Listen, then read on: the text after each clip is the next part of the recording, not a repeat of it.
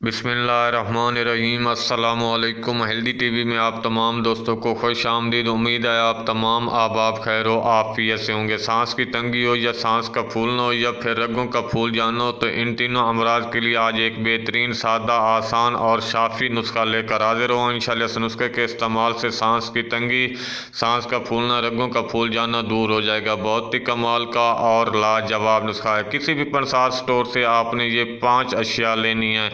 अलसी 50 ग्राम, राई 50 ग्राम, मेथी 50 ग्राम, कलवंजी 10 ग्राम और छिलका इसमगोल 50 ग्राम। पहले जो 4 अज्जा हैं इसको पीस कर इसका सफ़ूफ बना लेना और फिर इसमें आपने छिलका इसमगोल मिलाकर किसी भी बर्तन में आपने इसको महफूज रख लेना। दिन में 2 बार नीम गर्म पानी के साथ आधा चम्मच इस नुस्खे का इस्तेमाल करना है। इंशाल्लाह इस नुस्खे के ख़त्म होते ही सांस की तंगी, सांस का फूलना, रगों का फूल जाना दूर हो जाएगा। खुद भी इस्तेमाल करें और दूसरों को भी इस्तेमाल करवाएं। इंशाल्लाह कभी मायूसी नहीं होगी। नुस्खा अच्छा लगा है तो वीडियो को लाइक कर दें। मिलते हैं अगली वीडियो में एक नए नुस्खे के साथ, एक नए टोटके के साथ, एक नई इन्फॉर्मेशन के साथ। तब तक के लिए अल्लाह हाफिज़।